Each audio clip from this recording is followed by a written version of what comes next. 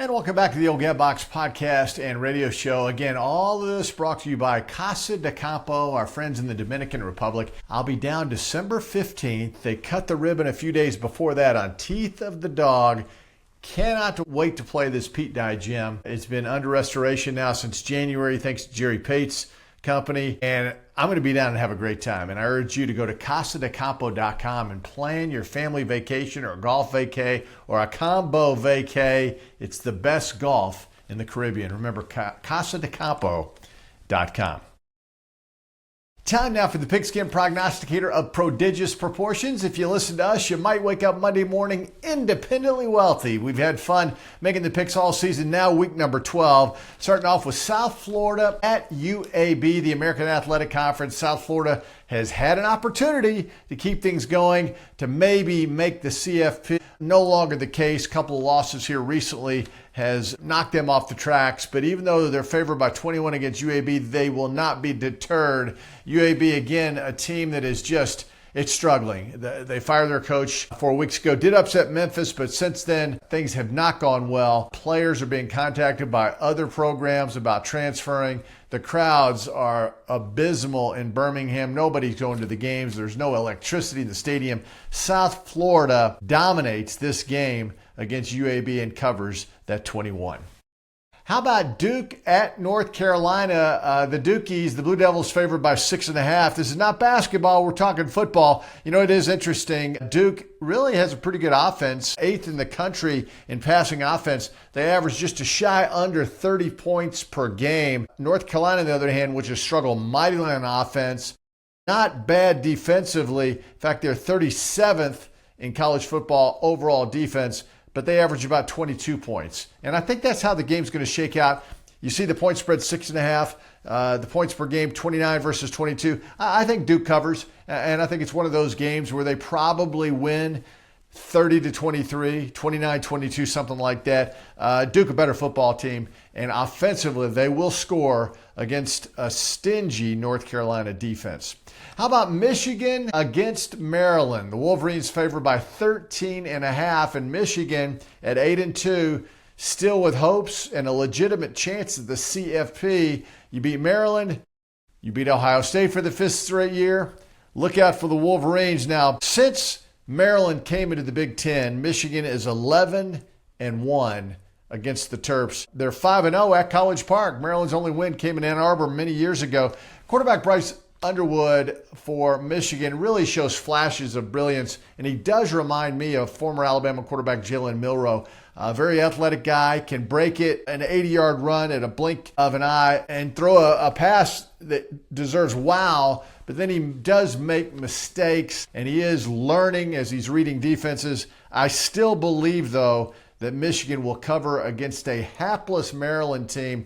Mike Locksley, the head coach at Maryland, got the dreaded vote of confidence from the AD. He'll be back next year, but things are not good at College Park for Maryland. Michigan covers. How about Tennessee, 3.5-point favorite in Gainesville against the Gators? That's the 7:30 Eastern time, primetime game on Saturday. You know what's interesting about this game? Josh Heupel, 2-2 in his career at Tennessee against the Gators, 0-2 in Gainesville. The Vols, if past history means anything, they have not won in Gainesville since 2003. Again, there's some rumbling in the fan base that, listen, Tennessee hasn't beaten anybody this year. They've lost all their key games, and they better not lose to Florida, especially a Florida team coming off a loss where they led 24-20 at Ole Miss going into the fourth quarter. A big interception turned things around as Ole Miss went on to win that game. Afterwards, there was a lot of yelling going on in the Gators locker room. Reporters were the offensive line was yelling at the quarterback, vice versa. Billy Gonzalez, the coach, had to step in and settle things down. And while some say that is a bad thing, I think that is a very good thing. To me, that means the Gators and the players, they want to win some football games. And I think on Saturday night, packed house at Florida Field, Steve Spurrier Field, Florida Field, I really believe that the Gators will upset Tennessee. So I'm taking the Gators and 3.5 on Saturday night. How about the big one in the Big Ten? USC, a 9.5-point underdog at Oregon, basically a playoff game for both teams. The winner stays alive in the CFP, and probably for Oregon to win, and they march on with a lot of confidence, they're already going to be in. The Oregon running game, we talk about the wide open offense, but their running game is outstanding. Noah Whittington, power back over 600 yards and 5 touchdowns, or they go to Jordan Davison, who's their speed guy, has 12 touchdowns on the ground.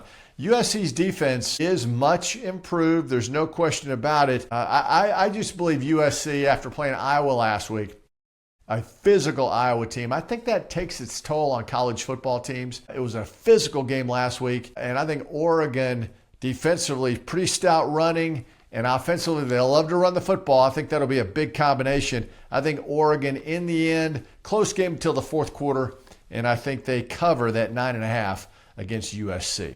All right, let's finish with some SEC games, and these are my underdog picks. Missouri at Oklahoma. Sooners favored by 7.5. Now, Oklahoma's beaten Tennessee at Tennessee and won at Alabama in back-to-back games. They now come home, and you would think, my goodness, Oklahoma, and they've climbed in the CFP. They just need to win out, and they're going to be in the college football playoffs. But here's the deal. Missouri has one of the outstanding running games in the Southeastern Conference. Ahmad Hardy, 300 yards last week on the ground and 3 touchdowns. 303 touchdowns. They scored 48 points against Mississippi State. Even with a backup quarterback, Missouri now has the ability to run the football and score points.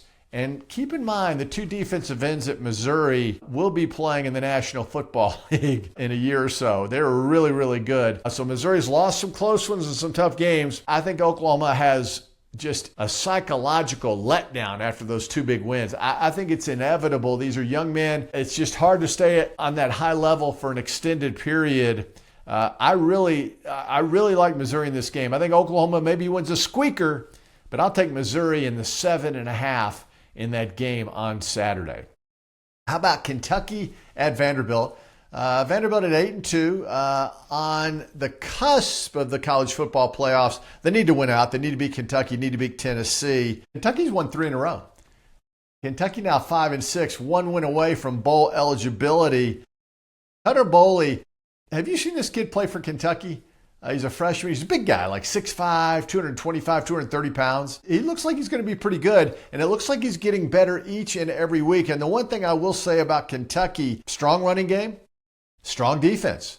Kentucky's defense has held in there and been very stingy, especially in the last month now of the college football season. Vanderbilt has a lot to play for. There's no doubt about it. They're healthy, and I do believe Vanderbilt will keep their hopes alive, winning a squeaker at home against Kentucky. The Wildcats are no pushover. Their season has completely flipped around. Take Kentucky and the 9.5 points in this game in Nashville. And finally, Arkansas at Texas. The Longhorns favored by 9. The Longhorns, if they lose this game or perhaps next week to Texas A&M, they'll have 4 losses. They're going to end the year 8-4. And you'll have to look at their season and you'll say, who'd they beat?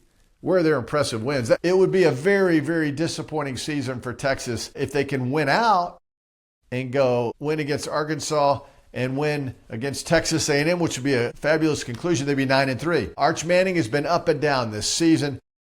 Arkansas has lost 8 straight games, and that doesn't sound great, and it's not, but only one of those games has the loss been by double digits, and that was back at the end of September when Notre Dame blew them out in Fayetteville. Again, this game in Austin, and just like the previous 2 SEC games, I'm going with Arkansas and taking the 9 points. And I think it's going to be a big weekend. It's underdog weekend here in college football. Looking forward to it. Again, thanks everybody. The Pigskin Prognosticator of Prodigious Proportions. If you listen to us, you wake up Monday morning independently wealthy. All brought to you by our friends at CasaDeCampo.com.